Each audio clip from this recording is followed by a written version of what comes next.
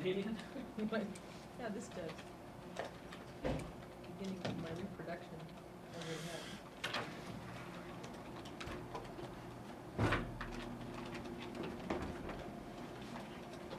At least from the conceptual level, between group identification and whatever stage of moral thinking might come after it.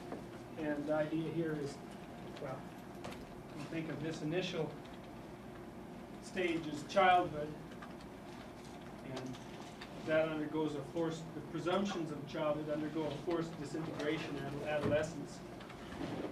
I suppose mostly for biological reasons, which is to say that because of physiological changes, the environment to which someone has to adapt changes dramatically in adolescence. The world isn't the same place. So whoever you were as a child has to undergo a marked revision in order for you to become an adult. But the problem is that at the age of 14 or so, you're not really ready to become an adult, so to speak, whatever that means.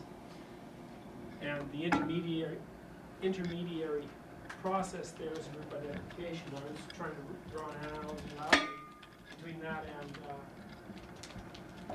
the notion of an apprenticeship. And then the final stage is another accomplished by means of another descent as a consequence of more anomalous information. The anomalous information, I guess, this time would be the fact that, well, that there is more than one group. I guess that might be the simplest way to describe it. Now, I mean, if you're a traditional Jew, for example, that's not such a problem unless you have to share a territory with traditional Christian, in which case the fact of group identification, the mere fact of it, then becomes a form of anomalous information that requires a solution.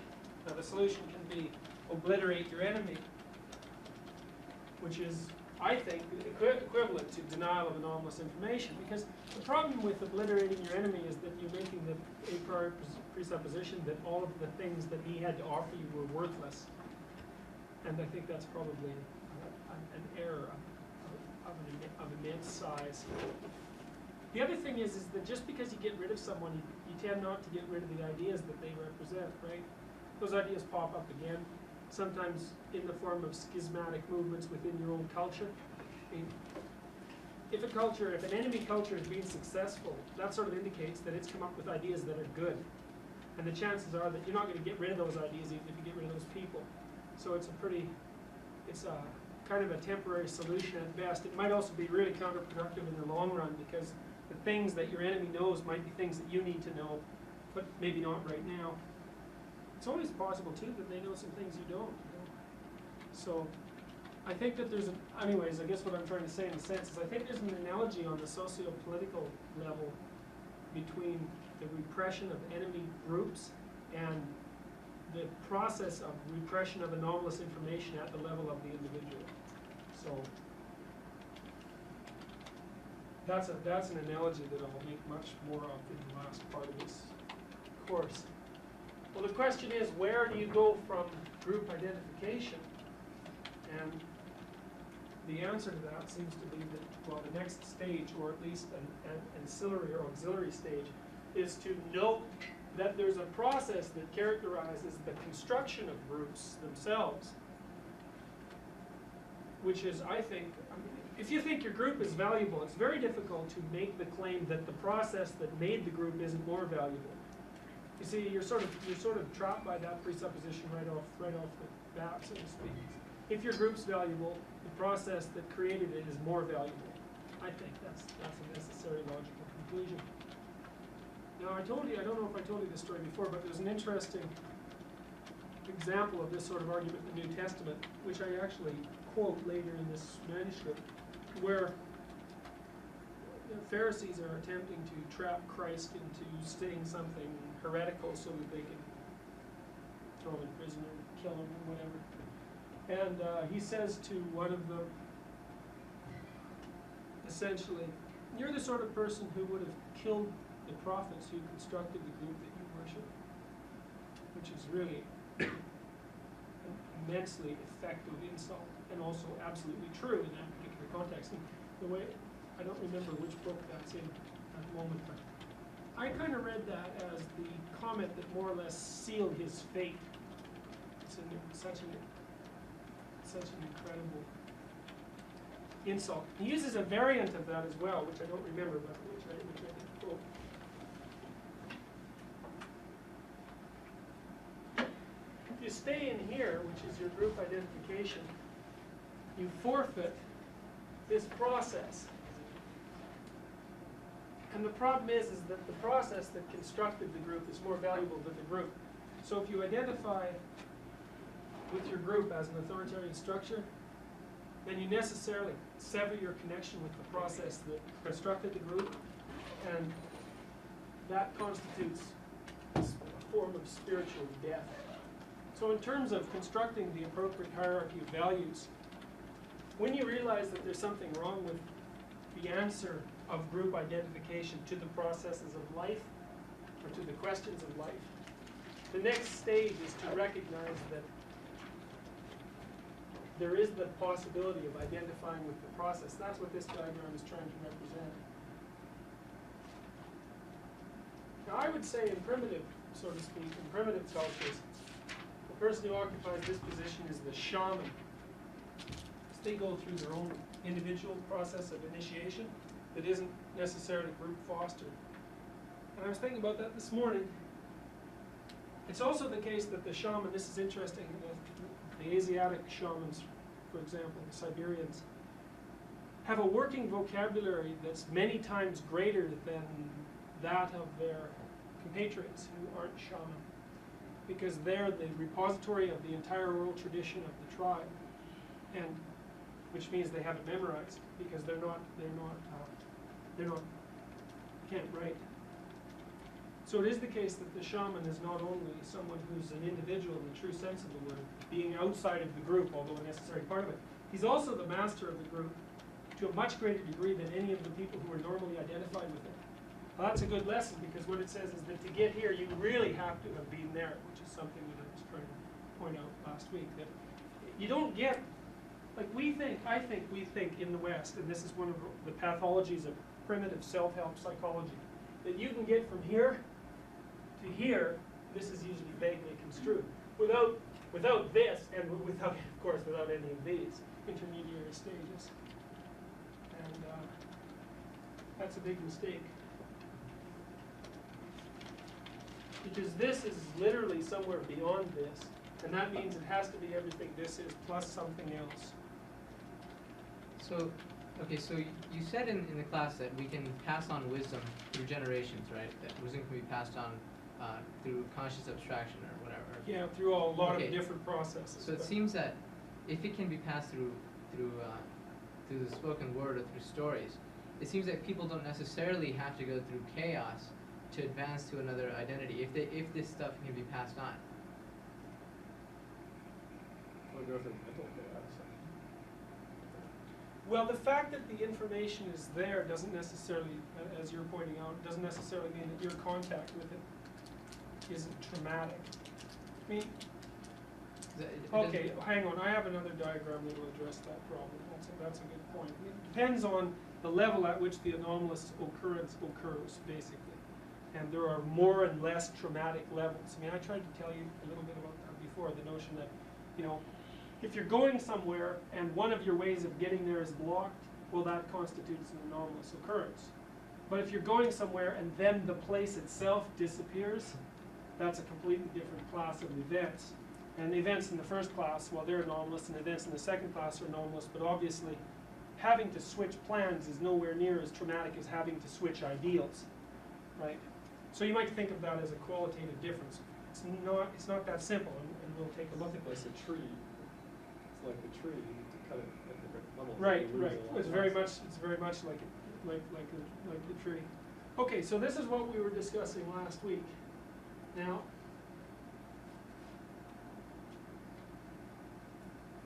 it's obvious that people can tolerate a certain amount of anomalous information. It's equally obvious that there are severities of anomaly, so to speak, that people construe as intolerable. And one of the things that we need to do is to construct a conceptual model that will help us to determine how, under what circumstances anomaly is, how to determine the relative affective intensity of an anomalous occurrence, I guess, because obviously some forms of anomaly are trivial and some are major, and it would be good to figure out under what circumstances they're trivial and under what circumstances they're major. One of the things I want you to keep in the back of your mind, because, and this is really useful, even for those of you that are interested in psychopathology, say at a scientific level, here's why. You know, if you develop a phobia, the theory for the development of the phobia is exposure to the thing that caused the phobia. That's right, the mouse, say, if you're afraid of mice. So, but the problem with that theory is that the cure is exposure too. It's been very difficult in the behavioral literature to figure out why exposing yourself to the same thing that causes your problem cures you when it was exposure to that thing to begin with that caused the problem. This is a very difficult problem. But you know, there's two types of hero myths. Two basic types. And one hero myth is where you accidentally encounter the unknown and then you die. Another hero myth is where you encounter it voluntarily and then you live. And that's the difference between the kind of exposure that creates pathology and the kind of exposure that creates healing. Because if you're a behavior therapist, for example, what you do is you set up the circumstances so that the person you're trying to treat voluntarily encounters the anomalous experience. So basically you cast them, you're playing out a ritual. And in the ritual, you're casting them in the role of the hero who's willing to encounter the anomalous information voluntarily. And this isn't just a trite rereading of the psychopathological literature on exposure. We know that if you take someone who's afraid of an elevator into the elevator, and they avoid, because people will do that. Say even if you get them in the elevator, they'll not look at it. If you can convince them to take the risk of really exposing themselves to the thing that they're afraid of, which basically obviously means to explore it and to construct a new behavioral pattern as a consequence. Then they get better. If you're agoraphobic and you're afraid of a mall, and you go to the mall and your symptoms come up and you run away, that makes your problem worse, not better. If you go to the mall and your symptoms come up and you stay there as a consequence of your own choice, your symptoms will hit a plateau, like an intense plateau. It'll deteriorate over time, and that cures you. So, well, this is a lesson for, and again, I want to point out, Freud's Oedipal myth, that's a failed hero myth, because Oedipus he sleeps with his mother, that's created incest myth unknown, but it's accidental, and he blinds himself as a consequence. So Freudian, I would say that it's reasonable to make the claim that Freudian psychology is a form of religion that's based on a failed hero myth, which is, as opposed to most religions that have lasted for a length of time, which are always based on successful hero myths, because successful heroism means adaptation. If you don't follow that pattern, well, that's the end of you. So it's not successful then, in the end. The Oedipal myth? No, Freudian.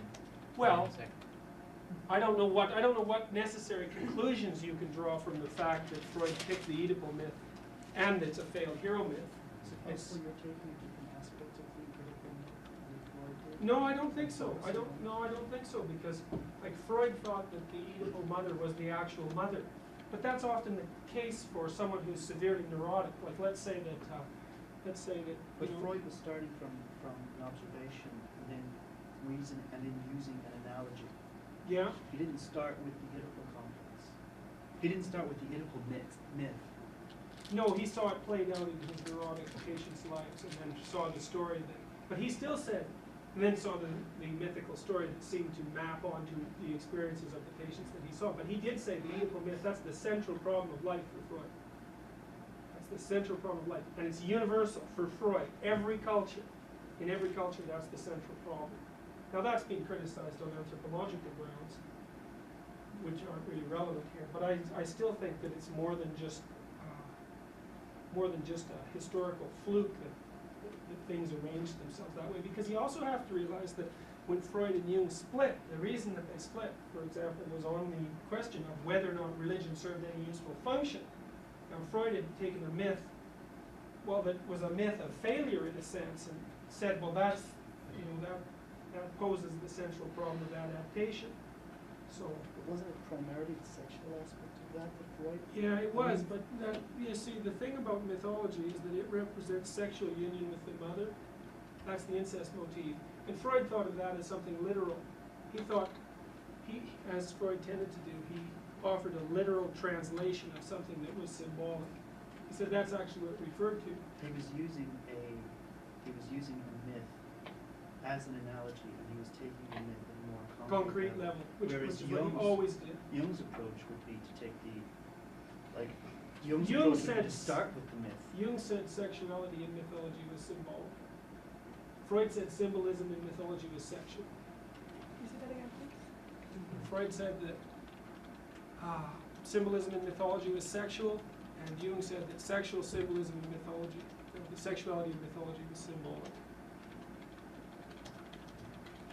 Again, my point is that Freud was tackling sexual problems in the consulting room, not mythical Sure. problems. Well, yeah, but again, though, that's not precisely true, because it was for Freud in the Victorian patients that he encountered. It was sexuality was problematic because it was contaminated with unknown. It wasn't problematic because it was sexuality. It was problematic because it was unexplored territory, and unexplored territory for the Victorian neurotics happened to be primarily sexual in origin.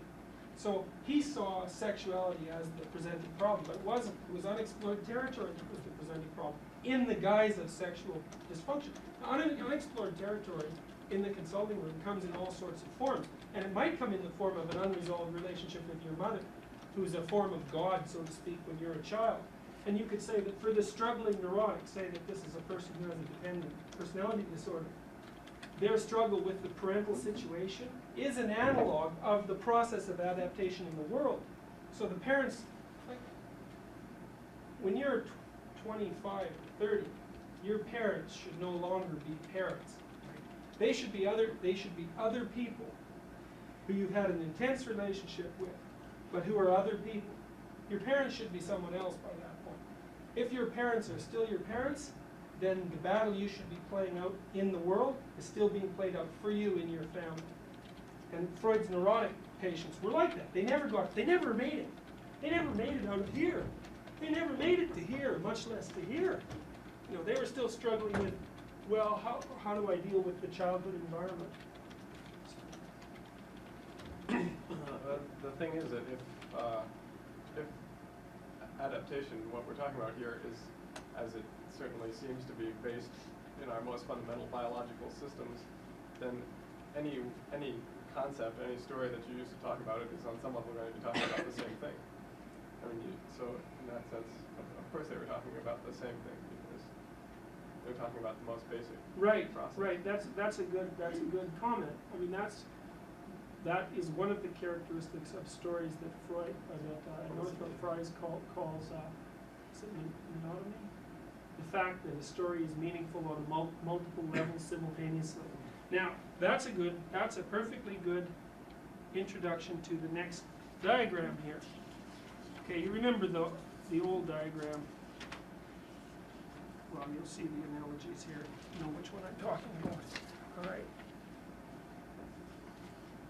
Okay, so before what we had were a bunch of arrows here, right? This being the ends, and these being the means to get there. But that's not a sufficient way of looking at the problem, and since you already have mastered that way of looking at it, so we'll introduce a more difficult level, and that level is that all the ways of getting to an end are also structures that are like the whole structure, which is to say that when you're doing anything, when you're engaged in any activity, you're engaged in a whole nested hierarchy of goal-directed behavior. And the nesting goes all the way down to the lowest level of analysis and all the way up too. So, and how do you construe this? Well, you're sitting in this class, and you have you're trying to attain certain goals in just this lecture. And this lecture is nested in this class. And this class is nested in your educational curriculum. And your educational curriculum is nested in your career goals. And your career goals are nested in your culture. And your culture is nested in, well then it gets a little bit more difficult. What's your culture nested in? Well, I would say it's nested in religious presuppositions. And what are they nested in? Well, or it's nested in philosophical presuppositions, then in religious presuppositions, then in behavioral presuppositions, and so on out, who knows how far, and also down how far. I mean, even within the domain of the class, the single lecture, while you're doing anything in particular, that's a sub-goal that's nested inside the class. Like you're taking notes because this point has relevance at different levels of analysis. So, there's all sorts of procedures that you undertake in there as the class continues. Anyways. Now, there's different ways of thinking. This is vague, by the way. This is going to be a vague lecture because some of the things that I'm talking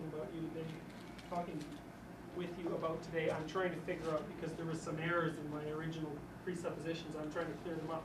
So if you have any comments that you think are particularly insightful, I'd be more than happy to hear them. Say, you can think of this as a corporate structure too.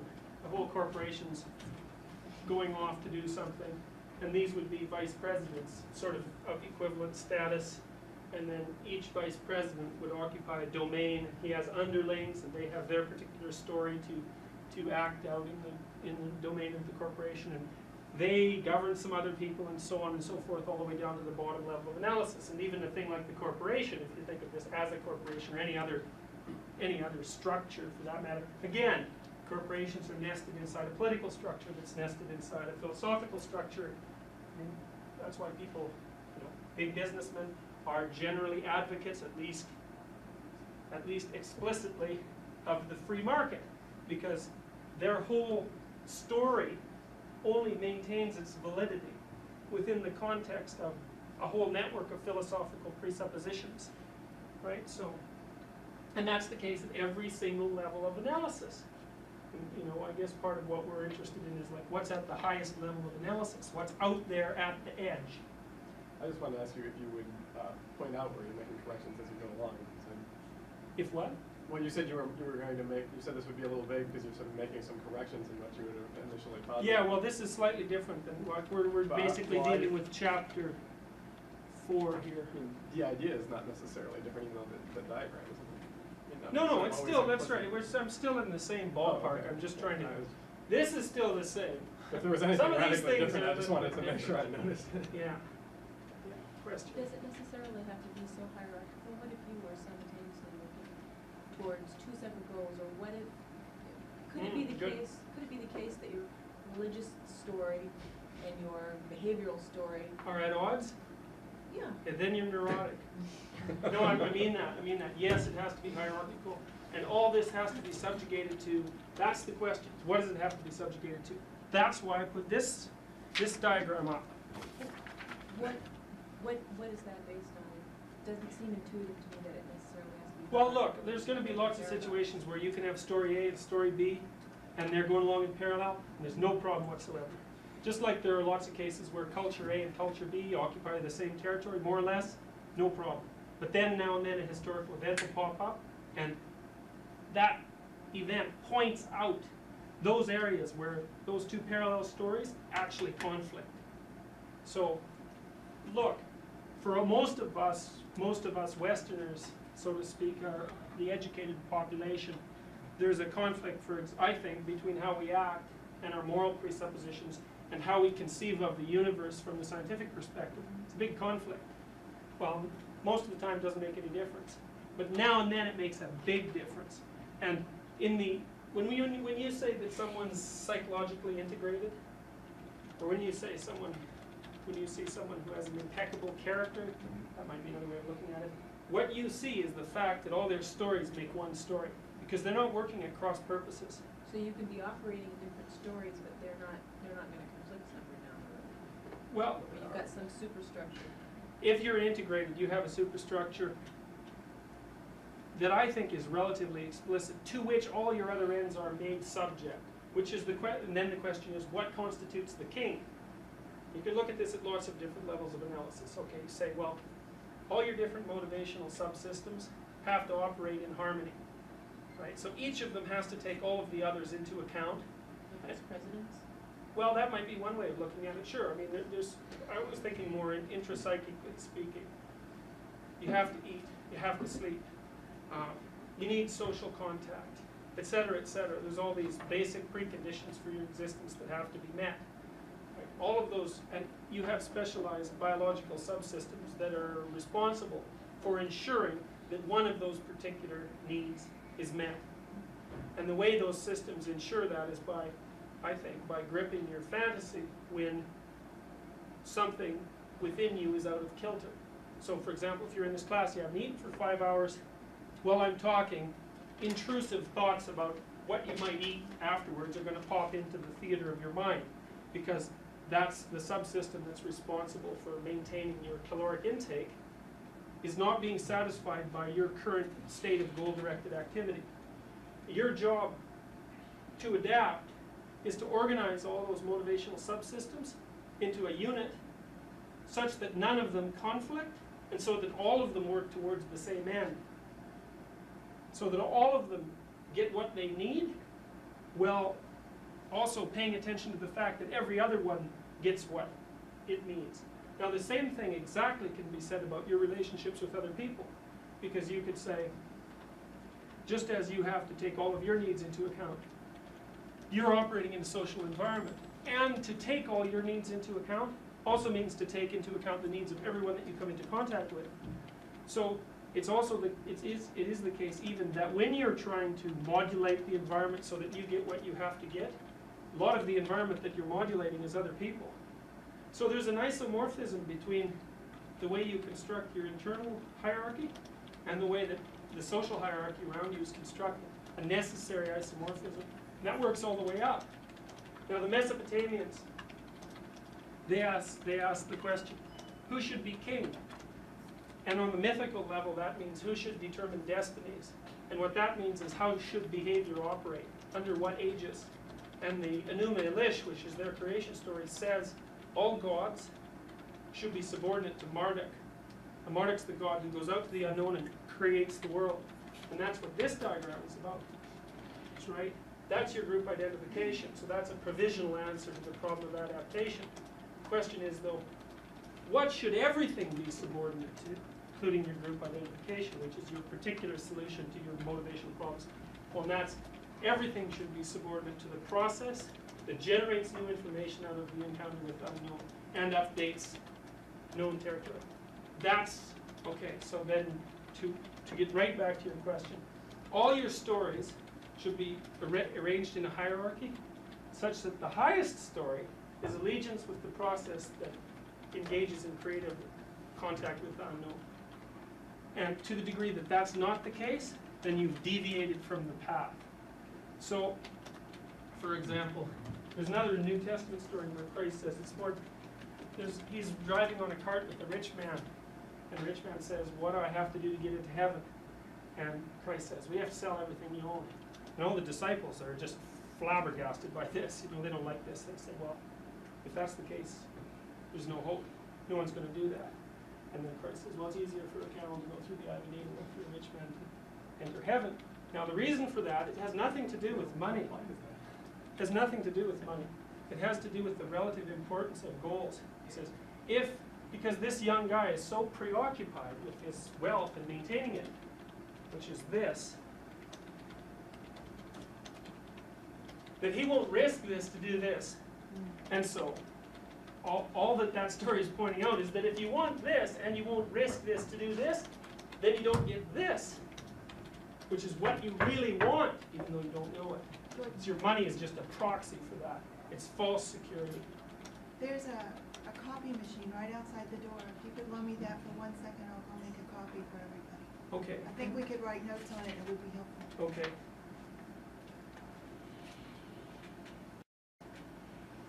Would you consider that pathology to remain? Yes, absolutely, absolutely. Look, one of the things that Nietzsche asked in late 1800s was, are there neuroses of health? And by that he meant, can you be properly adapted to a pathological circumstance? And the answer to that is yes. It's like when you say crime of obedience, what you say is adherence to this and sacrifice of this. That's why most people are a little pathological somewhere. Well, it's also that, like, you know, one of the things that the 20th century has had to struggle with is the notion of crimes against humanity. That's right, because the Nazi would say, and accurately, would say, look, I'm a trivial individual. I was doing my job. I was following orders that moved down the hierarchy. It wasn't my responsibility. Not only that, not only was it not my responsibility, but I was doing what I should have done. And you could say, well, those people were just rationalizing their behavior. But the point is that they're making a valid statement. But the Nuremberg trial says, look, for reasons we don't understand, which is to say for reasons we can't make explicit, there are certain rules you can't break, even if you're morally upright from this perspective, which is to say, there's certain orders you can't follow. I think that's tough, isn't it? Because if you're a soldier in wartime and your commander, say 3 or 4 levels of hierarchy up, says, you know, shoot these villagers, and you don't shoot them, you're dead. But the Nuremberg trial says, tough luck, basically. There are certain orders that you can't follow. And then the question is, well, what does that mean? There are certain orders you can't follow. Well, it means that there's something outside of what you can define explicitly, or what your cultures define explicitly, or it doesn't mean anything. I would say, well, a crime against humanity, this is the definition. You do what this says instead of what this says, and that's the definition. Perhaps it just means that when you come to the Nuremberg, when you find yourself in Nuremberg, you realize for the first time that you're actually subject to 2 tyrants. Okay, and the tyrants would be? The person who gave you the order, Yeah. and the person who tells you that you shouldn't have followed it. Well, fair enough. And we don't know why on both ends. Fair enough. Although I think that, I do think that the Nuremberg trials were, I don't think that it's reasonable to construe them as the response of one tyranny to the excesses of another. I don't think so. Like, I think there's more to it than that. Even though, you know, for the person who's caught in the middle, I mean, they're in trouble, aren't they? It looks the same. That's true. That's true. How do you go from the pathological individual to the pathological society? Well, that's the whole last half of the course. Because that's what I'm interested in. It's like, because these isomorphisms exist, well, I mean, the simple answer to that is that your personal response to anomalous information in a way that's not trivial determines the course of your culture. In a way that, like, which seems like a completely ridiculous statement, but, well, whatever. I still think it's true. So, a culture that's made up of people who take a characterologically negative stance towards anomalous information, that's a fascist state. And that's why, well, the thing about a fascist state, it's not just a political structure, right? We have to remember that our current states are bodies of law, which means they're explicit descriptions of behavioral patterns that, when put into operation, are actually embodied. That's right. They're rules about how to act, which is to say that what a state is a description of an ideal personality. All the laws in a state constitute the description of an ideal personality, because what a law says is, at least you can't do this. So at least it defines what you should be by exclusion, right? And all those things that you can do, well, that makes up the ideal citizen. And everyone who's the member of the same culture is a duplicate of that ideal citizen. So then the question again is, what's the ideal citizen? And someone who's bureaucratically inclined will say, well, the ideal citizen does exactly what the hell you tell them to do. And that makes everyone predictable. But then there's this leap above that morality which says, well, no, the ideal citizen knows what to do and what not to do, according to the rules. But when the circumstances change, or when the circumstances call for it, then there's another morality that supersedes the group identity, upon which group structure is necessarily maintained. That's the thing that's so interesting, is that the harder you try to ensure that these boundaries are impermeable, the more likely you are to kill everything that's inside here. Just in regards to the social, to taking on the identity of the group, I mean, I think the hardest question for anyone is, what should I do? And that's why it's so easy to be told what to do. Well, yes, that's sure, really sure, looking of for the course. answer. Look, we do not want to ever make the mistake of presuming that there aren't tremendous advantages to staying inside here. I mean, there's no anomaly. Well, what's the problem? Well, there's no interest. I mean, because if you, by definition, if you exclude novelty, you exclude incentive reward. So what happens is that you get protection at the cost of all the interest in life. Now, what this alternative route says is, well, if you face the anomalous information, there's enough interest generated there, which is enough hope, so to speak, that in itself will provide a barrier against all of the negative potentialities that occur as a consequence of doing this. Right? Which is to say, if you're willing to take the leap outside, there are phenomena that you will encounter there that will protect you from all the negative things that you encounter there. So here, everything is predictable, but sterile. That's why in mythology, in a kingdom ruled by a tyrant, everything dries up, right? The rivers disappear, the trees die, the grass dies, everything's dead and everything's old. But as you just pointed out with the Nuremberg trials, that's not necessarily true. You jump outside, you're quite likely to end up dead, depending on how strong. No, the people who were tried at Nuremberg didn't jump outside. No, but I mean, I was referring back to the fascist state Yeah. that you were discussing. I mean, the person, someone 4 or 5 levels up orders you to kill these villagers. Yes. If you don't do it, you're dead. I mean, and that's jumping outside. You have to read the second volume of the Gulag Archipelago, okay? Because that answers that question, and there's no simple answer to it. So, if you want to start the book, there's a chapter at the end which you probably read in the personality text last year called "The Soul and Barbed Wire," and this is exactly the issue that Solzhenitsyn discusses. It says, when the price for stepping outside is death, then what? Well, read the book. Because it's the only book I know that, well, there have been other books written like that. But he really addresses the question. Either you die or you stay in. Well, Aren't there alternative solutions? well, Not one of the necessarily. things that Solzhenitsyn, not necessarily, because the thing is, the threats for stepping outside, they're real. It's like this chaos might mean death. I mean, this is a real thing, you know, it's not just a, Circle on the wall. that's right, it's not just a circle on the wall. It might kill you. Thank you. I mean, people get depressed and then they shoot themselves, you know? It's like, this is really dangerous, and one of the things that might happen to you is you might get killed. That's why in one of the standard features of a hero mythology is the negative encounter with the group, right? Well, in the New Testament story, for example, Christ is exposed to his peers, all who say, kill him. And so that's the price for stepping outside, even though theoretically he's the embodiment of the process that revitalizes the group. Yeah, last week you talked a little bit about sort of the empty egg, how it's sort of the symbol of the process. Sort of Right. Well, that's what this is trying to represent. right.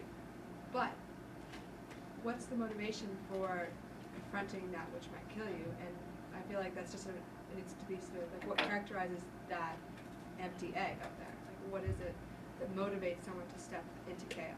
Well, I would say again, it's anomalous information here. Oh, I see what this Like Well, what that's is, not really what would empty, you is it? put? Like, I mean, everything No, has, it's full of this.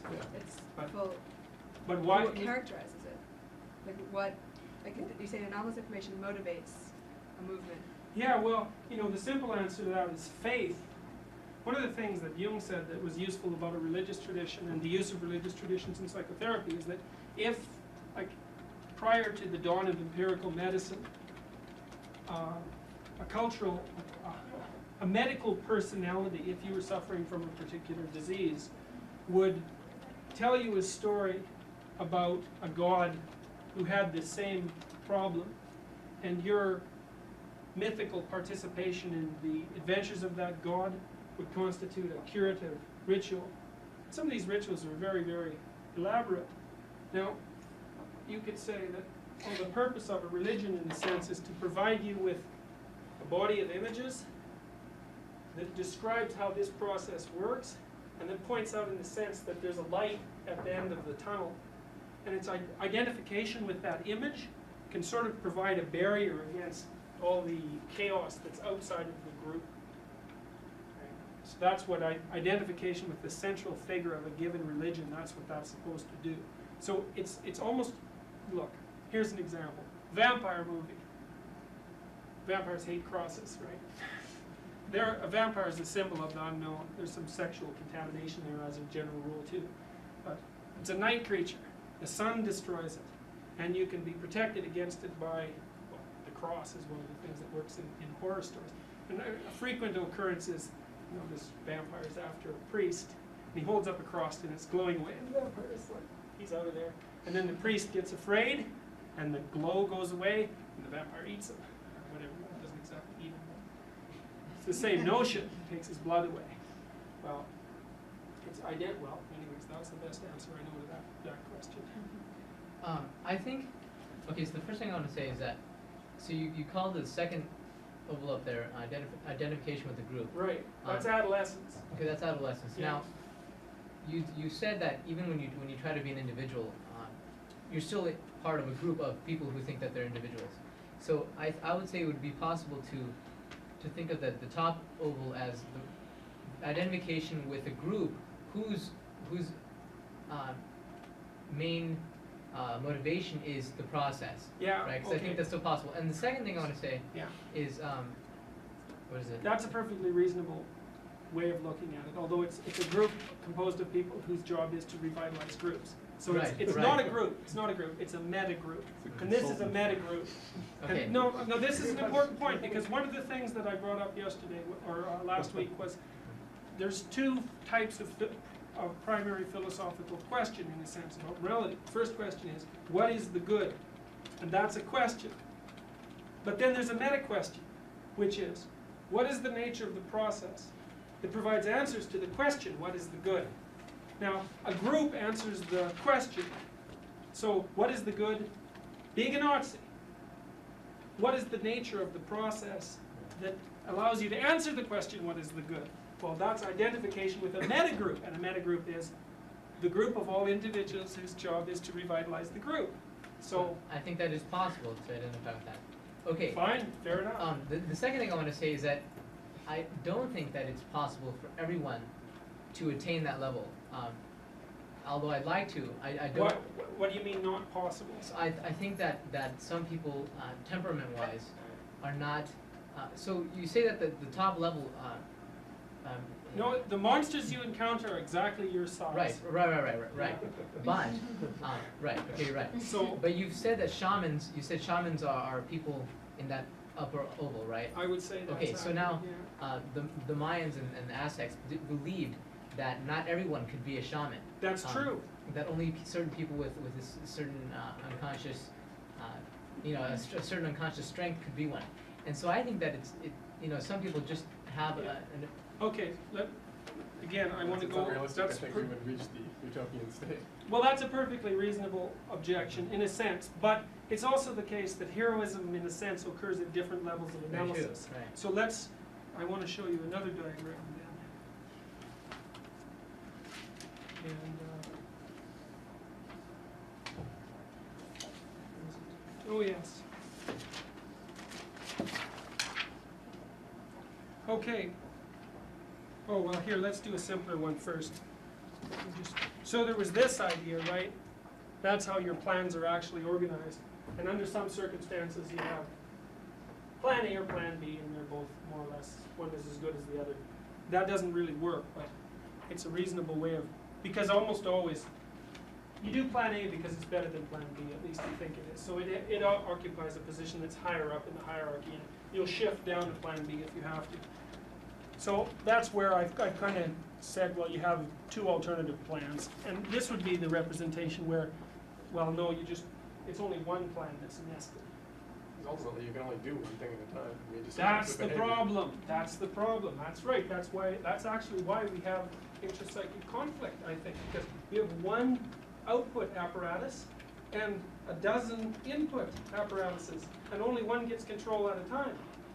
So that's the nature of conflict, is when motivational system A is saying run like hell, and motivational system B is saying, well, let's get something to eat, and motivational system C is saying, well, we should actually go visit our friends, and so that's conflict, and there's only one output. That's right. That's affective dysregulation. But you can have one output that serves more than one. That's Right. true. That's true. That's what we're hoping for. One output that serves all goals, all goals that are valid. That's what we're looking for. What behavioral pattern best satisfies all conceivable motivational goals in a social context composed of individuals who are doing exactly the same thing? But that'll have to be defined over time. I mean, that's There's more to it. That works over time, that's stable enough to maintain itself, and flexible enough to readjust. That's the criteria for the solution. That's listed out in there somewhere. So yes, temporality makes a big difference, because what works, that's why another attraction for authoritarian societies is they work, but not for very long. They're not very good at power transitions. When the king dies, all the people that he's squashed are just squashed people. So they don't make very good kings, and that sort of makes the authoritarian state decline. So, okay, now let's look at how you actually maybe choose between different alternatives. Now this kind of touches on some of the things we discussed yesterday. You know, this is an interesting question. You fail a test, and well, that blows your course goal. Let's say your course goal was to get an A, now you're going to get a C. And maybe it has some transient effects on your educational attainment, and some even more transient effects on your career. Okay, the valence of the anomalous information, which is the B minus, shifts with your framework of reference, right? Say, with regards to this course, it's a catastrophe. With regards to my education, it's an inconvenience. With regards to my career, well, it's trivial. With regards to my life, it's a non-entity, right? So you can switch the valence of an anomalous piece of information shifts with frame of reference. That's a useful thing to know. Okay, so here's the idea. You're trying to get from here to here, and you have a plan, but it doesn't work, right? So within that larger frame of reference, you undergo a small descent into chaos, and you come up with another plan. But the chaos here, to me, that this deals with some of the issues you talked about with me at one time too, about the idea that the chaos that was outside was also inside. Well, that's how it works, as far as I can tell, is that the affective valence of this particular anomalous piece of information is bounded by a larger story. Okay, so the thing is it's a drag that you get a B minus from the perspective of the course. But if you but the valence of that anomaly is bounded by the fact that it's really not going to hurt your educational goals that much, and then it's not going to affect your career at all. So you have there's a domain in which the anomalous information is actually valid, and there's a whole bunch of domains where it isn't. Now the problem is sometimes you encounter an anomalous piece of information whose valence is unbounded, and it blows apart whole structures of stories. So let's say, this is a bit of a different circumstance, you're hovering on the edge of acceptability for medical school. It's like one more B minus, you're out of there. So you have a professor that everybody gets along with except you, and you get a B minus from him or her. It's like, you know this is the end of medical school. Plus, there's this other residual mystery, which is, why does everybody except you get along with this person? Maybe this is also something you've noticed in other classes. It's like this particular piece of anomalous information, the domain is very unbounded, right? It blows the course, it blows the educational attainment. We'll say, all you were going to university for was to be a doctor. That's it. It's like the rest of it, it was a means to an end, and that's it. You're not interested in biology. Because you have no alternate.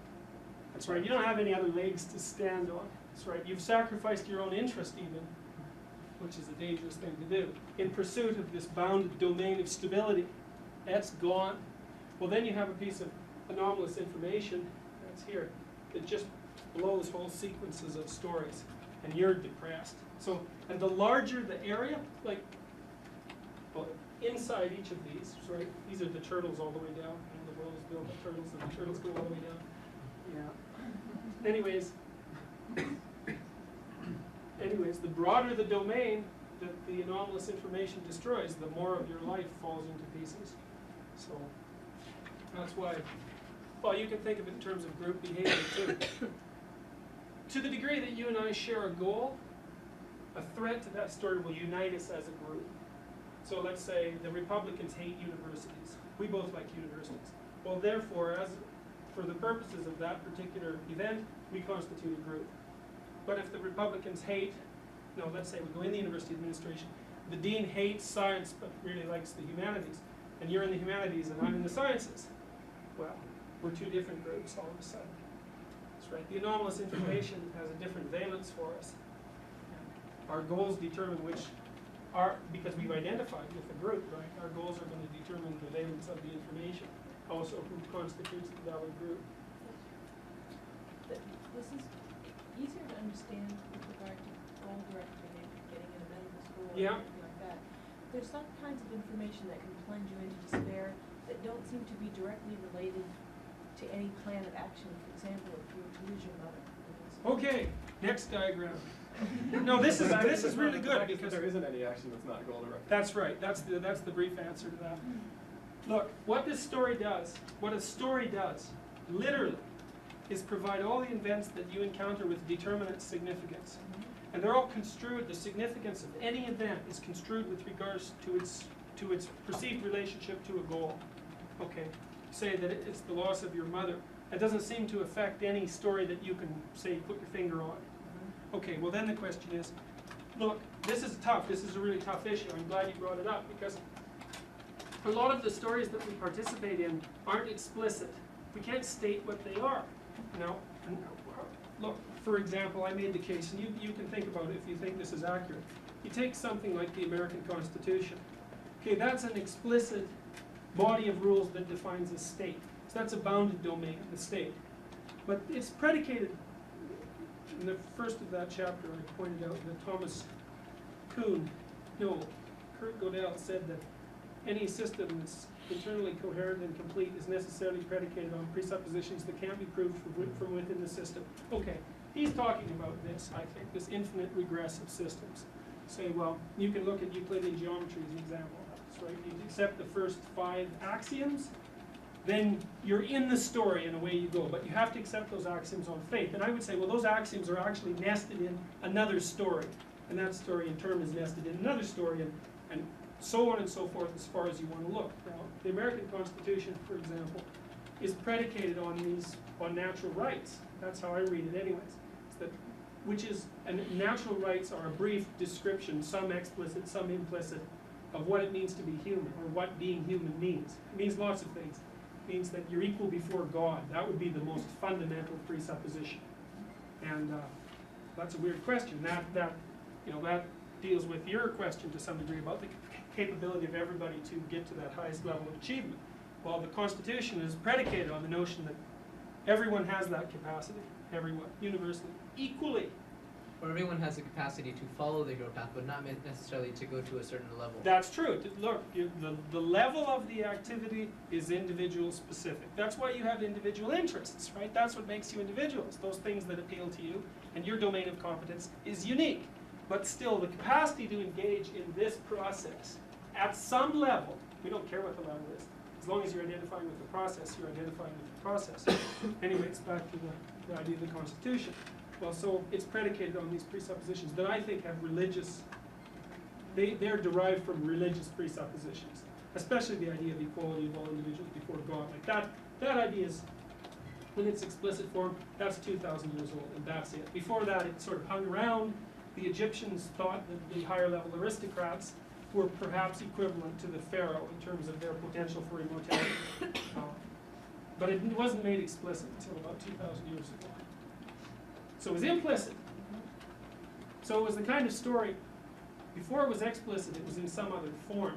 So the question is, we're not conscious of all our stories, which is, for me to say, what I mean by that is that although we have stories, some of them we don't know they're there. We can't explain what they mean. Some of our stories, the best we can do is transmit them in images. Some of them that we know even less well, the best we can do is act out. Okay, does that make any sense? It's like we had religious stories, they guided our behavior, they constituted the basis for our unions into groups. We had these stories, but we didn't know what they meant. So the story was encoded in the form of image and action, and not coded in the form of any sort of explicit content. You couldn't say what it meant. So You could also say our behavior guided our storytelling. well, yes, that's exactly the case. It's at least that our stories, it's a causal loop. Right. Once you tell the story, it modifies the behavior. But I would say, to the degree that you can draw temporal inferences, the behavior precedes the description of the behavior at least as often as the description precedes the behavior. And Nietzsche pointed out that, like most Westerners sort of have this presumption that we constructed moral rules, then we followed them. And Nietzsche said, no. We had moral rules, then were embedded in our behavior. Then we observed them. We told stories about them. Then we dissected the stories and we came up with general principles. Then, once having formulated the general principles, we turned around and said that the fact that the general principles existed were the reasons for the behavior. Wrong. Although not completely, because once you can tell the story, and once you can make the rules explicit, that can change your behavior, although it's not so easy. Yeah, you were saying that the state is predicated upon like religious assumptions, and do you think that every state should be a religious state and like just make that explicit? No, because usually what religious means is that it means dogma, not spirit, right? The reason that the church and the state were separated, I think, was, well, it's a complicated idea. You have to make a distinction when you talk about religious structures between the explicit beliefs and the spirit that moves the entire religion. It's the same distinction that Dostoevsky was trying to make in the Grand Inquisitor, right, where the dogmatic part of the Catholic Church is tyrannical, absolutely tyrannical. All it's concerned with is the imposition of order. But then there's this other part that's signified in Dostoevsky's story by Christ. When those two come into contact, the dogmatic aspect attempts to kill the creative aspect. But in Dostoevsky's story, the tyrant lets him out the back door. Which is, again, that's why that's a brilliant story. So, the problem with a state that's religious is that the religion becomes dogma, and and I think part of the reason that the church and the state are separated in part is another barrier stopping that from happening. But I would also say that the American state, it is religious, it's Protestant in its structure. It's like what Jung said about organized religion being designed to prevent you from having religious experience. Right, right. Well, yes, that's what a dogma does. And a good thing, too. It's a good thing because prior to the adolescent stage, you don't want that sort of experience. Like, you don't want to expose your child to the unknown. It's like you want to expose them in very measured doses under controlled conditions in a secure environment. And then only when you can't do that anymore do you say, well, you're on your own. And the reason you say that is because it's true. It's like, your mother can't get dates for you. That's just a condition of life, at least in our culture. That's just reality. So, okay. Now, right, we were talking about implicit stories. So let's look at how do stories get constructed. Well, this is the idea. Yeah, this is a new one. Okay, so here's your nested story structure, right? All the way down there are stories. Well, how do the stories come about? Well, they come about, empiricism, I put that in for reasons we can argue about, but these are all different ways that we figure out how to behave. And sometimes we figure out how to behave here, and we move back here. But sometimes we figure out how to behave here, and we move up here. And each of these levels informs and alters all the other levels. For those stories that are most profound, the stories that we really understand poorly, what's happened? Well, if you put 4 people on an island and they can't talk, they're deaf and dumb, they're going to organize their behavior into a particular structure. And that structure takes into account, now we're assuming that it's a healthy society. People say, well, that's relativistic, right? There's lots of different sorts of healthy societies. I think that's a crock, by the way. But anyways, they have a set number of problems to solve. And the problems are, how does each individual fulfill those tasks they have to fulfill in order to live in the presence of the other people who are doing the same thing, in a domain that's bounded by whatever resources happen to be there. So these people who can't talk, can't use language, are going to modify each other's behavior by an exchange of information. Reinforcements, positive reinforcements, negative reinforcements, punishments. I mean, like, we always modify each other's behavior in every social interaction by gesture and look and attention and inattention. They're going to construct a way of being that has a structure, but none of them are going to be able to say what it is. Say, now, take that analogy, it's just an idea in imagination, and extend that to groups that compose thousands of people who've been interacting over hundreds of thousands of years. Is all that social behavior, from all that social behavior emerges a pattern insofar as the culture is successful. we imitate behaviors that we see as successful. We play with the imitations and ritualize the play and dramatize the rituals. And then we collect our information about how to behave into images. We formalize it into myths. And once you have a religion established, which is a codified description of acceptable behavioral patterns, you can start drawing general rules from it, and you can start criticizing, so forth and so on. And each emergent level of abstraction alters the function of all the previous levels. And that's how we construct our stories. Now, the danger, of course, is that having abstracted up the story, say part of the story, you can criticize it and destroy it without even understanding what it was that you were destroying. I mean, and I think that's what we've done once we got to this level. It's at all these levels, we were storing behavior and analyzing it. We developed a scientific methodology and said, that's not what the universe is like. Bang! Here go all the stories. That's not clear. I follow that this is some kind of hierarchy of. Well, it's just we a have stories all the way down to philosophy. But then I don't understand how rational. Well, because, okay. Well, the bridge from philosophy to rationality isn't too, it doesn't seem to be qualitatively different. I mean, Science was originally called philosophy. Right. right. But look, all I would say here is that up to this point, It's just that you Yeah. started, of course, by saying that there's two completely different ways of knowing. right, The yes, that's why I logical said way and I didn't know if I scientific should way. put this in here. Right, so it's confusing to see them. It is confusing, absolutely, and that's probably the problem with this particular diagram. Something happened here, okay? What happened here was that from here to here, when we said knowledge of the world, what we meant was knowledge of the world plus knowledge of how to behave. When we got to here, what we said was that the world was a place where facts, that the world was a place of facts. And we saw that the world of facts wasn't constructed the way the world that you act in was constructed in our images, which is to say there isn't a God in heaven and a devil below, and man isn't at the center of the universe from a factual perspective, and all these, and from the empirical perspective, it seems very unlikely that the world was created in 7 days, and so on and so forth, and it looks like there was evolution, and that really played havoc with this whole sequence of stories. The problem was these stories were about the world as a place to act, and not about the world as a collection of facts. So we made a category error here, I think, and undermined our belief in our accumulated culture without ever understanding it explicitly. So that maybe shouldn't be there, but it does come at the end of the process of abstraction, I think, from a historical perspective. Does that help? You still have a residual concern. Now, I think it should definitely be.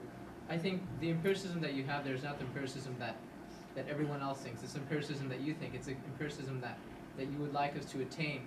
We're experimenting with. No, you shouldn't get that complicated with this. I mean, I just put that here because it looked to me like it was at the end of a historical chain of development. But it's qualitatively different in some ways than these things. Okay, this represents historical, like, Well, it's complicated because evolution of storytelling? I would say yes, but it's not so simple because That we had religion only after. no, that's the problem. That's why it's not. No, I didn't. There should be arrows back and forth all the way up. But, okay, so because that's what I said, every time a new level emerges, it modifies all the previous levels and all the levels that are in front of it. So you get this loop of, you get a kind of a multi-dimensional causal loop of phenomena. But there does also seem to be a certain amount of historicity to it, which is to say that rational philosophy, or even philosophy, say that at least is an emergent property maybe of complex language use. It's only been around for 5,000 years, possibly. So it seems, it's hard to say. Is what pre-empirical shaman engage in comparable to philosophy? Well, I don't know either, and there's a lot of argument about this. I'm not thinking of this as a simple historical progression, but there's a historical aspect to it, I think. The way I see it, it is a qualitative, it's a hierarchy because it seems like empiricism is the point at which you can start experimenting with not only objects and facts, but also with myths, and you can start talking about religions in an objective manner, I guess, which is what you want to be able to do with what you're teaching us. Well, that's right? possible. So where philosophy is thinking about these ideas of behavior, empiricism is actually testing out these ideas of behavior and subjectivity. Well, philosophy does some of what empiricism does, it just less formulaically. I mean, there's a lot of play back and forth. yeah, I shouldn't have put this in here because You it's could- causing us. It's You causing can us define problems. empiricism instead of what it is in terms of what it does to the things that came before it and everything it does. That's true. That's true. That's basically the reason that it's in there, is because it does. That's a very good point.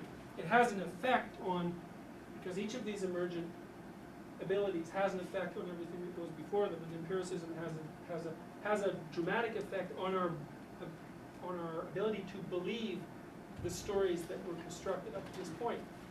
With regards to the historicity of it, it is the case that we organized our behavior before we understood how we did it. So our capacity here and here seems to be phylogenetically more ancient than our capacities farther on down the line. They also seem to be more linguistically dependent as you move down the chain. That's right. You get a lot of creative behavior and imitation with primates, a lot. And they can move a lot of information around that way, a lot of cultural information. And certainly it's the case that much of the information that we get from each other occurs at that level. And I think that's phylogenetically more ancient. Merlin Donald, you remember Merlin Donald? He was here for a while as a visiting scholar. He gave a talk a couple of years back. He wrote a whole book on, about a third of the book, it's called The Evolution of the Modern Mind, on the role of imitation, mimesis he calls it, and its culture constructing role. These are ways of communicating Information about behavior. stories, about behavior. Yeah, that's right. That's Part right. of it, I just didn't have it. Okay, that's what, yeah. Not only that, there are ways of constructing stories. Like Eliade points out, for example, that when the Polynesians go fishing, when a Polynesian goes fishing, a primitive or pre-empirical Polynesian, he adopts the guise of the ancestral hero who first fished for the Polynesians. Now, Eliade has pointed out that if you go back 3 generations in pre-literate cultures, all the historical events that occurred before that are sort of telescoped into the time that existed before the present time. And all they remember is the things that they should remember, which is how to act. And how to act, which in this case is how to fish, is to imitate the ritual model of fishing, which is all the Polynesians' collection of successful behaviors about how to catch fish that have been stored and transmitted down the generations using this sort of process. They imitate, say. Or maybe that you can imagine the Polynesian children playing out the fishing routine. It's a ritual as well, and who knows, in that culture maybe it's also something that's dramatic, I don't know. So I think more than a historical chain, this is a chain of abstraction. And it increases as you go down, and I think it's roughly analogous to this. Behavioral information moves from here to here to here. First we act, then we make images of our action. Then we tell stories about the images of the action. Then we use words to describe the images of the action. That is a story. So when I read to you a Shakespearean play, I'm using words to activate memories in your imagination of behavioral patterns. And that's where the information is. It's not in the words. That's why you need, well, people have said that Shakespeare knew everything that Freud did, for example, that Freud tried to make it explicit, and Shakespeare is still implicit. It's still, I would say, most of the information is still here, and this system is just cueing it. So that's what you do for kids too, you tell them stories. So, anyways, the point of all this was to kind of describe how our stories get constructed. And you'd ask a question about stories that are implicit. So you say an anomalous event occurs, and you say, well, like the death of your mother. And you can't say what story it disrupts. Well, I would say that's in large part because as you move outward to larger and larger scale structures of stories, in a sense you move back. In a sense you move backwards in time. God, are you sure? Well, yeah, because the stories get more and more archaic and less explicit. So you could ask the average undergraduate, what are the presuppositions of the American Constitution? And they might be able to to list off the rights, and then you say, well, what's outside of that? Well, the English libertarian tradition, and the English liberal tradition. Okay, that's philosophy.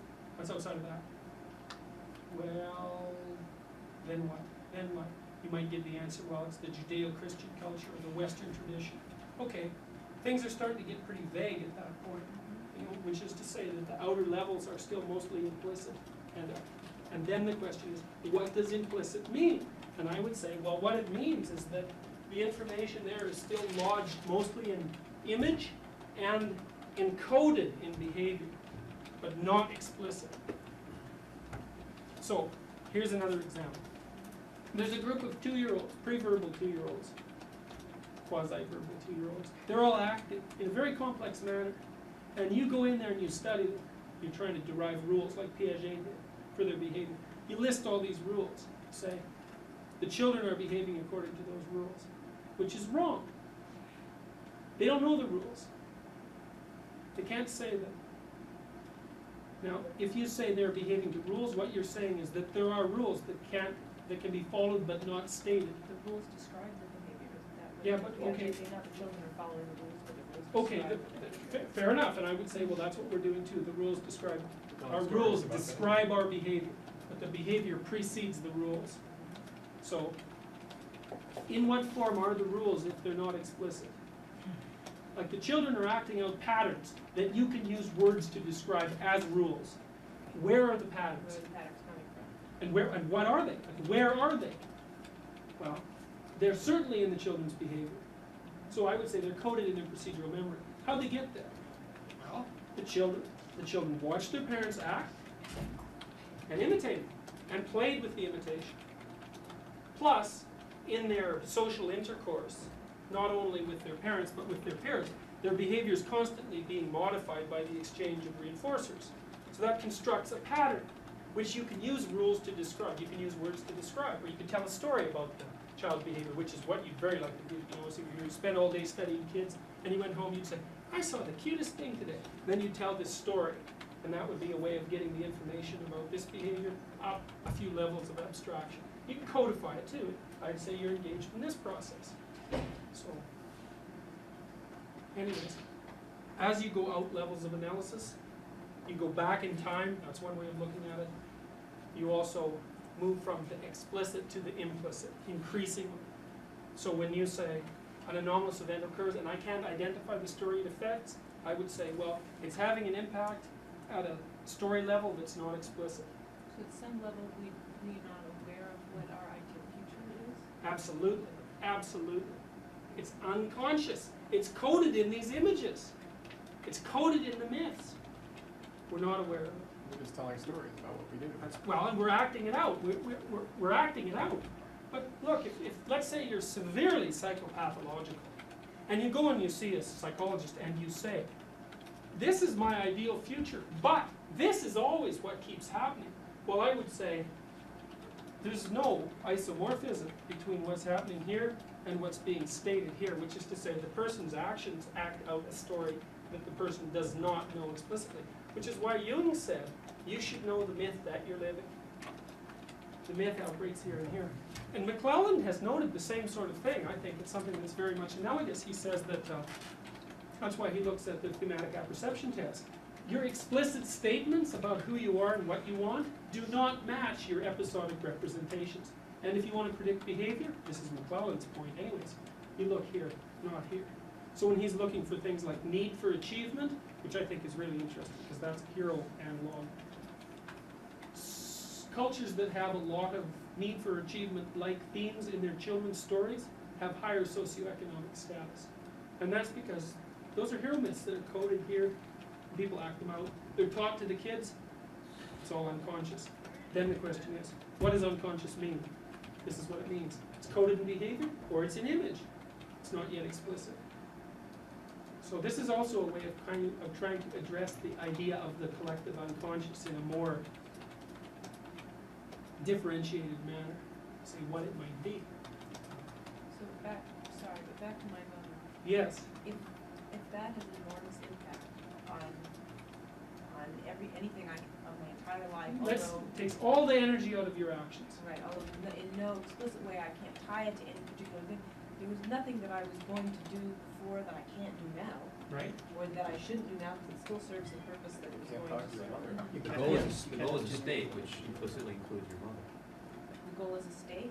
Well, it also, Part it of also your might, behavior is dealing with your mortality is a good issue, because the problem with the dramatic demonstration of mortality is that it's a form of anomalous information that can knock out your highest levels of stories.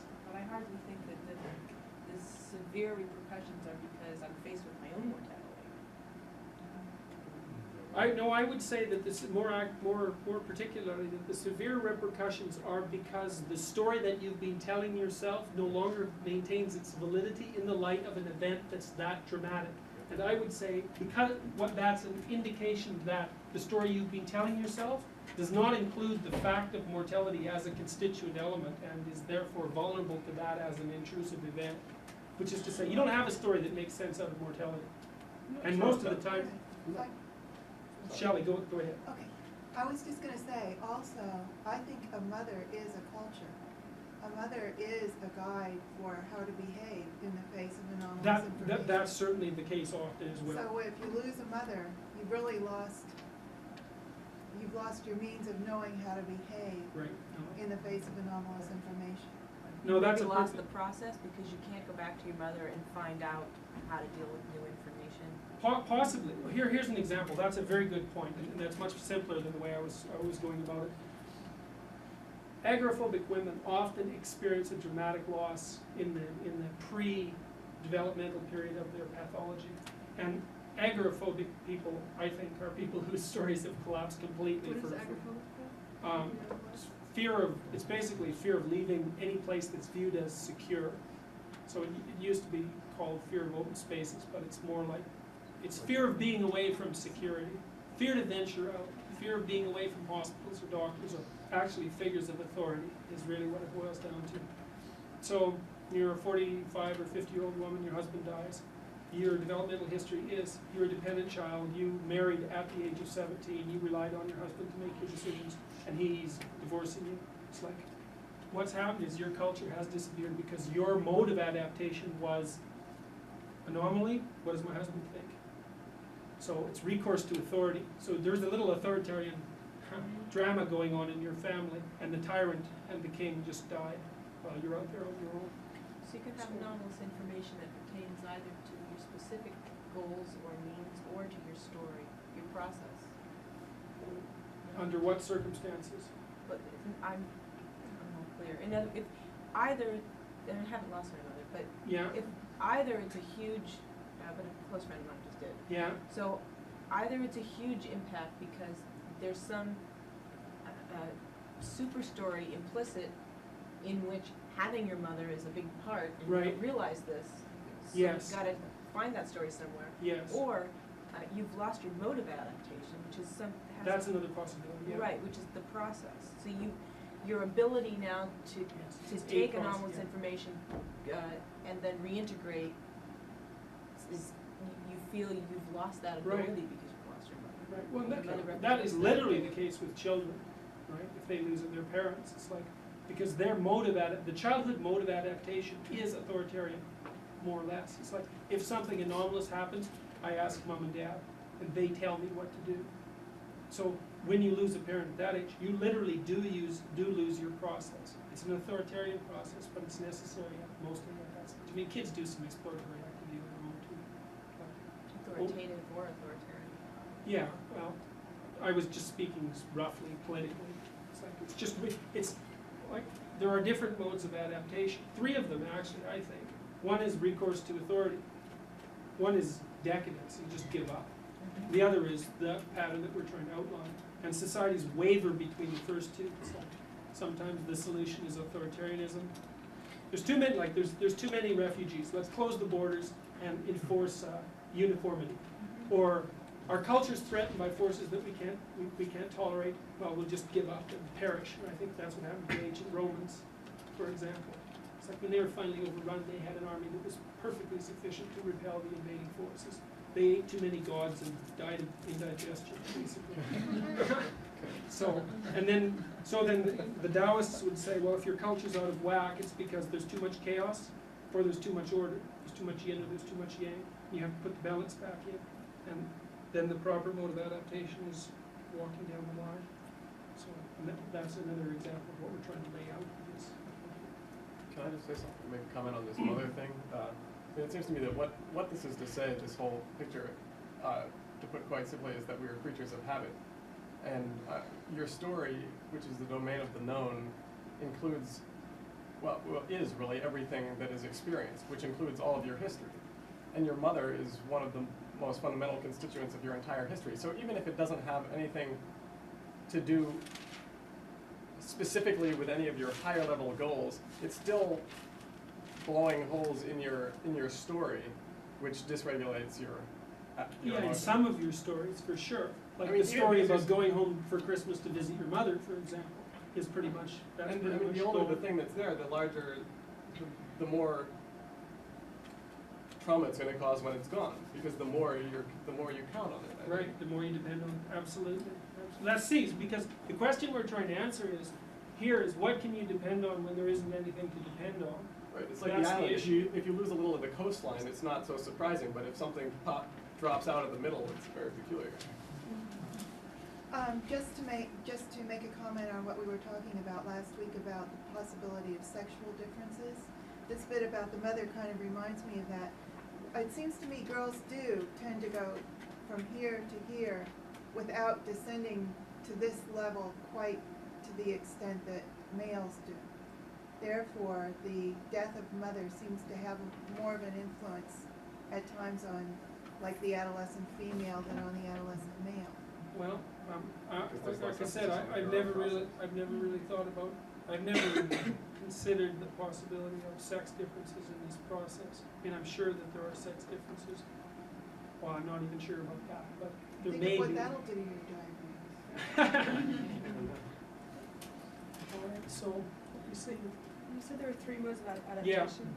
What do you call this or that kind of adaptation? Is that exploration? Is that confronting? Well, that was Jung's term for it. Nietzsche called it will to power, which I think it was basically what he was after. I don't know. He also called it the camel and the camel, the lion, and the child. Right, right. The cow, the camel. So, I don't know what you'd call it. It's the third way is one, I mean, there's descriptive terms of all sorts that are being used to describe it. It's also, you see books that allude to this in the title all the time, like The Razor's Edge by Somerset Maugham. That's another image of this path, because it's balanced between chaos and order, basically, and it is literally a razor's edge. Somerset Maugham's book is about someone who discovers that path, actually, by going to the east. It's a hero outside his own culture.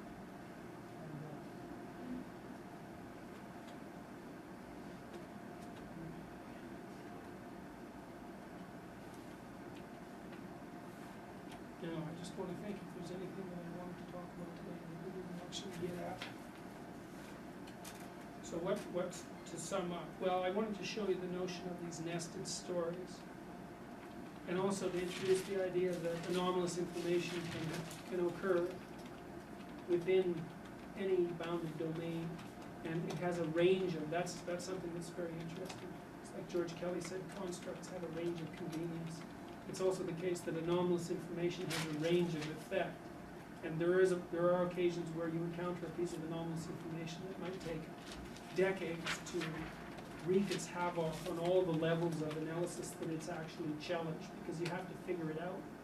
It's like, let's take your example again. If a parent dies, there are implications for that at all sorts of different levels of analysis, some of which might not become evident for years.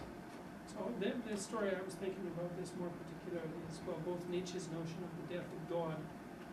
Every time one of these levels of analysis collapses, that's a mini death of God, so to speak. The God that rules.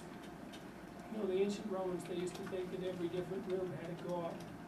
And I guess in a sense what they were alluding to was the fact that you have different patterns of goal-directed activity in every specific context, and you shift between them.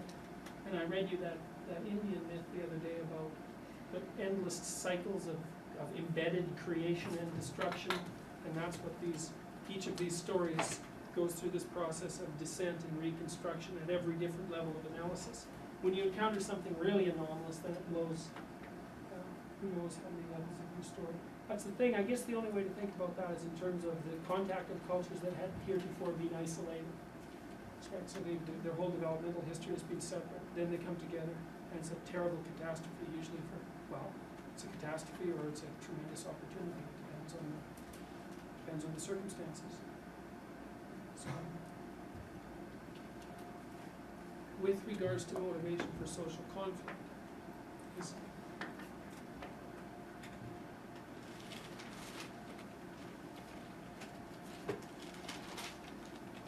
the thing that people are motivated to avoid above all else, I think, are involuntary high-level challenges to their stories. So we're very much motivated to eliminate or ignore or repress or otherwise obliterate any evidence that suggests that our higher level structures of adaptation are insufficient. Because when we lose those, we lose everything that's nested within them. That's the other thing. An anomaly that's relevant at one level tends to demolish all the levels that are inside it. Because all those levels inside are dependent on that story. So.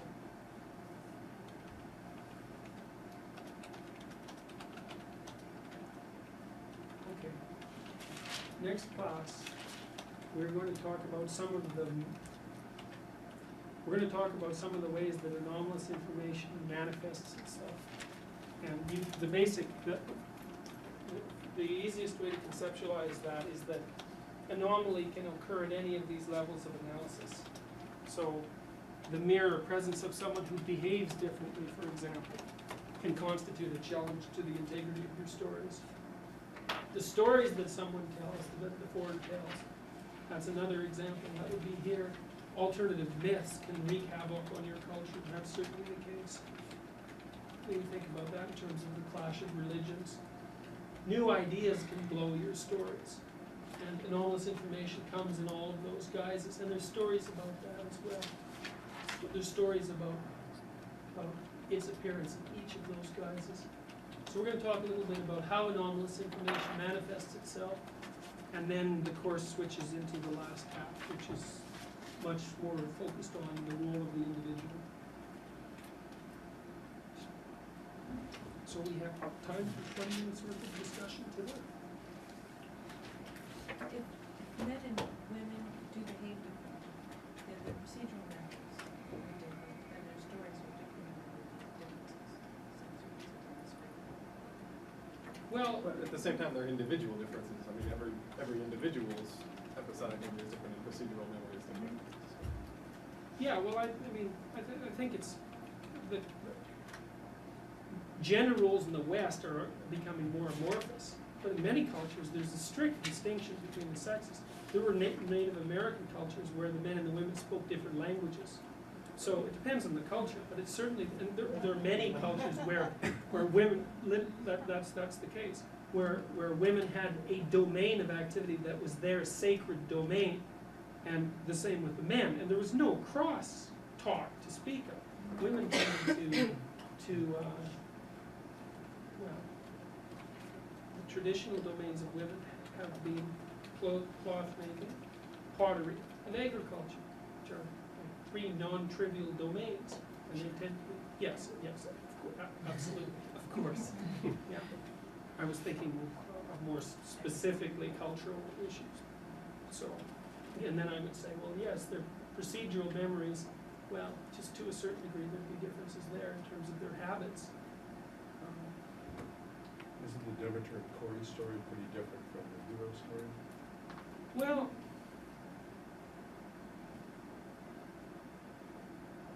like I said, this is something I haven't really worked out.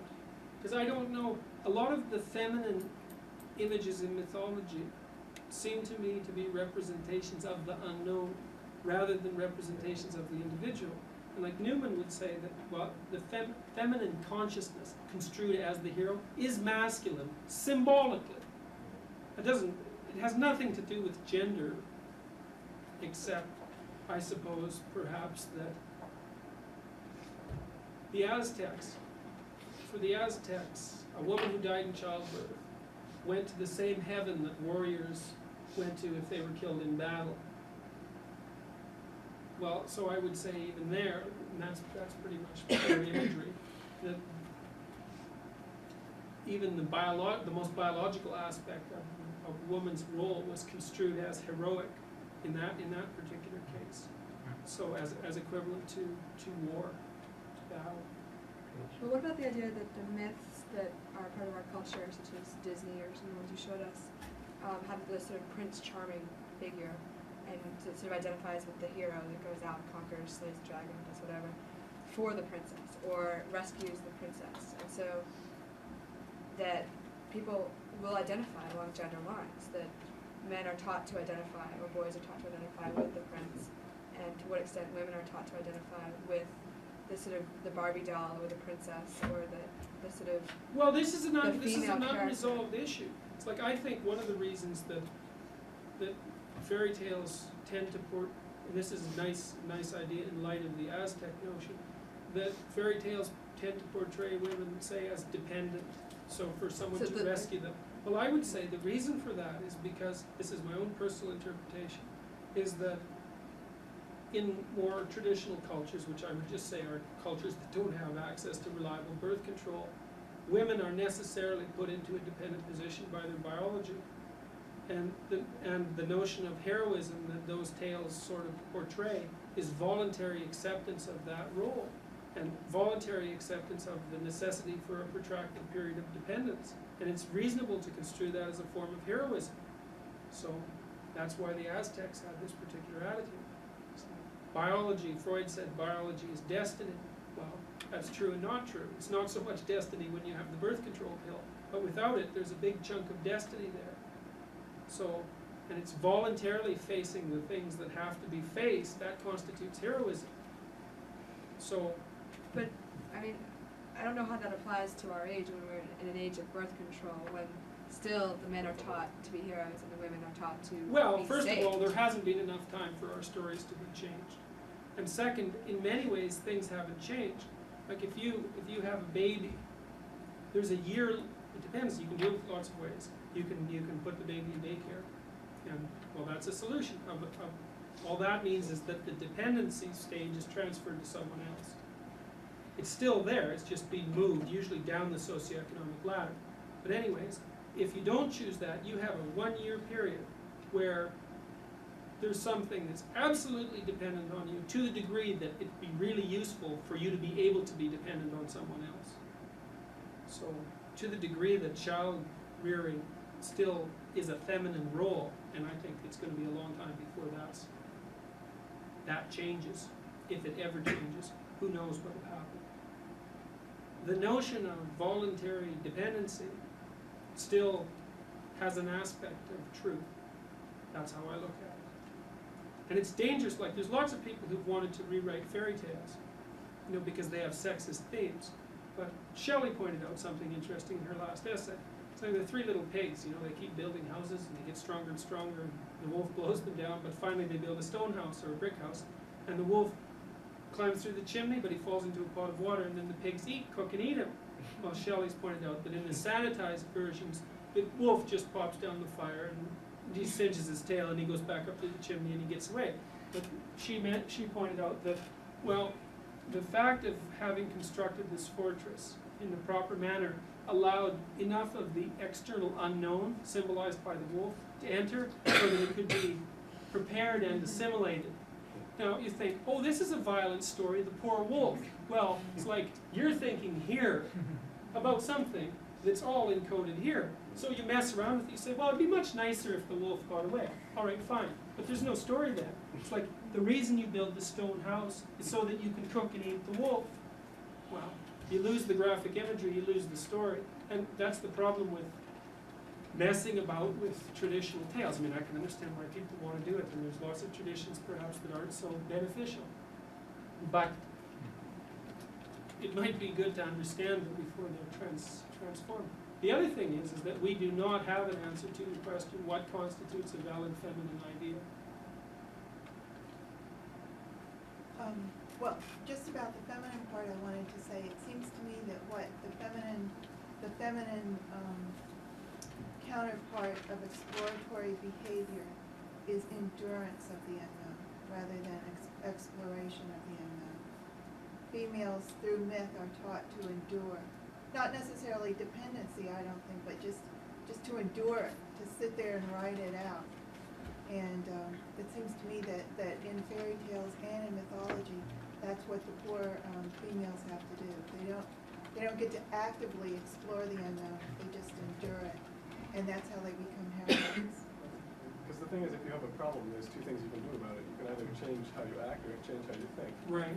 So it seems like the emphasis for the Well, and I do think it's the case that among human beings in general, men are viewed as both more necessary and more expendable than women, both at the same time. That's why men are sent off to war, for example. It's like, got a lot of useless adolescent men hanging around, well, that's a good thing for them to do. And that's basically how society works. Old boys fight wars. They're expendable. The thing about something that's expendable is that it can also be something that's very creative, because exploration is dangerous. And if you lose a few adolescent males while they're out exploring around, well, okay, tough luck. Whereas women, well, you like to have them around. Well, So, that goes to my question that I asked you yesterday, can there be too many heroes? I mean, it seems to me there's only a certain amount of creativity that any society can endure at a given time. Right. And if you've got everybody out there trying to bring the unknown in. that's why it's I'm not gonna mentioning work. today that there are three patterns of adaptation. There is recourse to authority, that's the authoritarian pattern. There's whatever we're talking about, and there's decadence. And decadence occurs when, under the guise of constant creative behavior, everything is undermined. But it's the case that the real hero myth says, when you explore, you bring your culture along with you. And that, because you're absolutely right. I mean, constant heretical activity. I mean, the Catholic Church in the Middle Ages burned heretics. And why was that? Well, because you couldn't say there was at any time in a given medieval country, there's like 250 religious visionaries wandering around. Well, if all of them establish a religion, well, instantly you have 250 countries all fighting with one another. And the Catholics, they didn't know, we still don't know, how do you mediate between competing moral claims? Well, who knows? Suppress it. Why? Because you need order. Well, that was their attitude, and it's understandable. You say, well, the Inquisition and so on. Yeah, well, no kidding, it's a terrible thing. And I'm not saying it's not a terrible thing. Too much order is a catastrophe, and so is too much chaos. And too much chaos is generated by careless activity that runs under the guise of heroism. But that's why the myths say, if you're going to be a hero, you master the culture first, before you undermine it. Because otherwise you might do something careless that you think is creative that blows everything into pieces. Like, a minor example is the modification of that fairy tale. So people have been telling that fairy tale for God only knows how long. And someone comes along and chops the ending off. It's like, oh, this isn't violent. That isn't even the point. That's careless activity. So, and that is definitely a danger. When I said the Romans died of indigestion, that's not a joke. It's like they expanded like mad, collected all these gods. It's like their morality was decimated. They didn't know how to act anymore.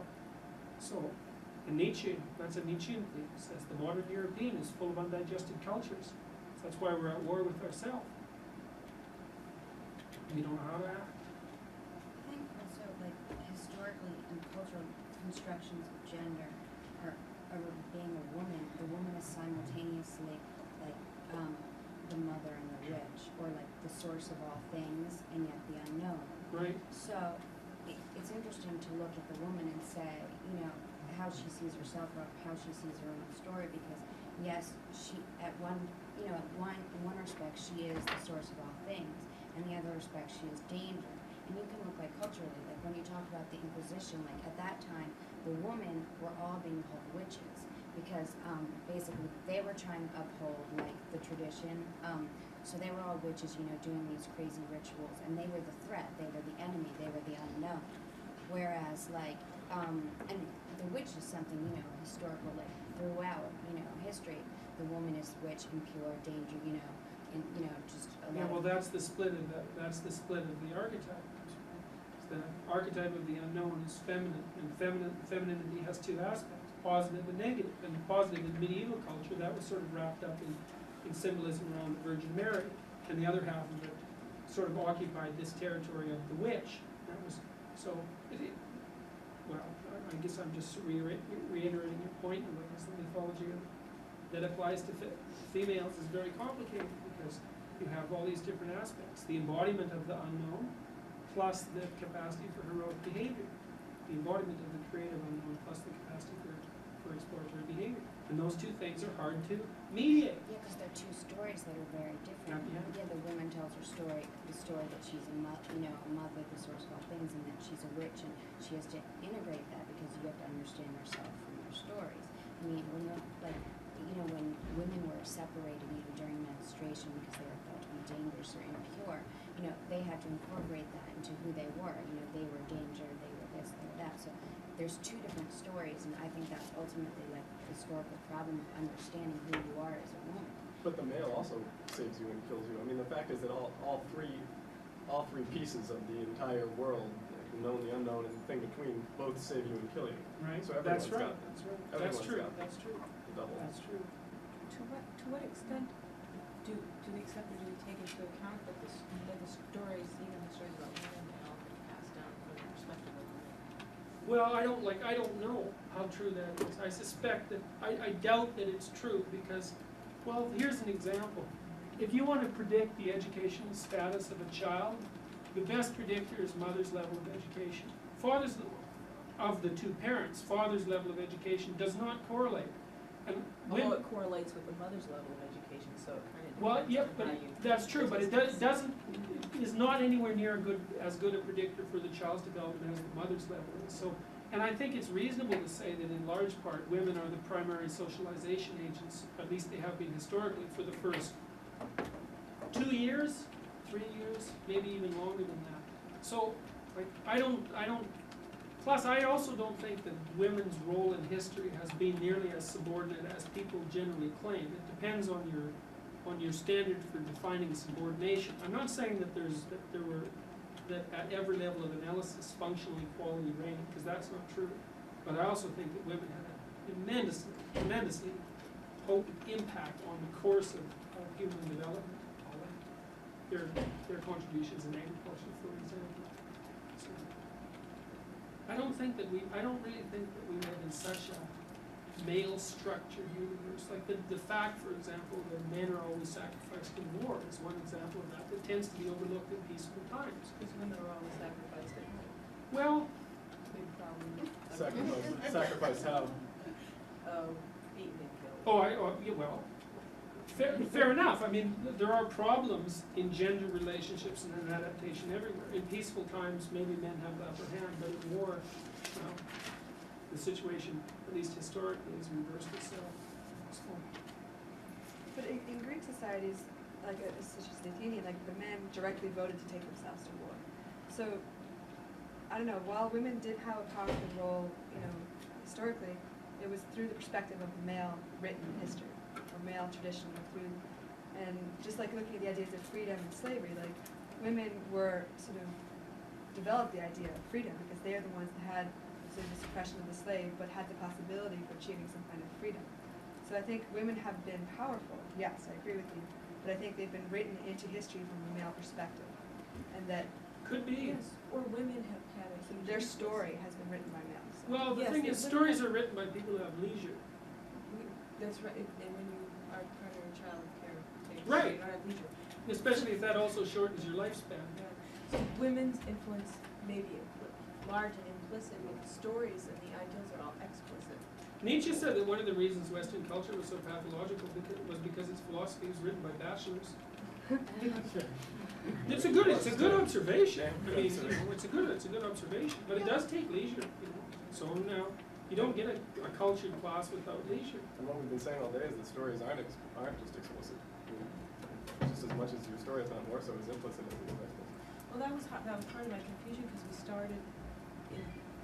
started the course with a lot of examples of explicit stories. Yeah. Your story is how to get into medical school, your story is Yeah, yeah. how to. Well, one of the things I Witness, was trying yeah. to do at the beginning of the class was to point out how an explicit story, once formulated, can undermine a whole sequence of implicit stories.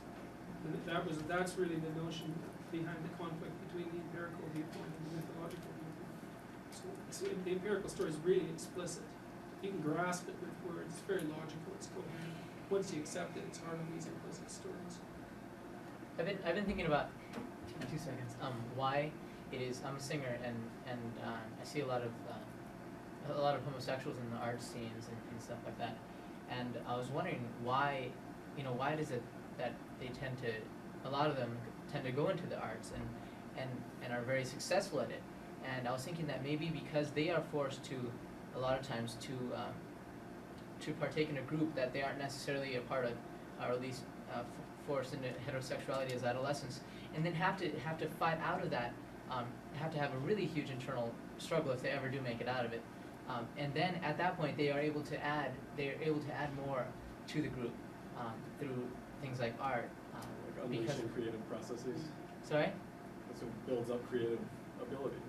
Or that they advanced at an earlier age because they have this thing to deal with. This impediment. Right. Impediment or this enormous anomalous Right, information. Right. Well, who knows? I mean, I thought of that sometimes in terms of the necessity for people who are homosexual to integrate different gender roles. And so I thought they could serve people in that position. Because the fact of homosexuality is very peculiar from an evolutionary point of view. It's hard to account for its existence from an evolutionary point of view, I think. And I thought, well, maybe they do play a particular cultural role. It's an intermediary between the sexes, possibly, or intermediary between the mythological domains of the masculine and feminine. You have another hypothesis about, sometimes one of the best, that was Nietzsche's comment, right? If it doesn't kill you, it makes you stronger. So sometimes the best friend you can have is a really potent enemy, because if you overcome it, well, then you've got something, although you might die, which is the downside. Okay, so next week we talk about, 2 weeks, we talk about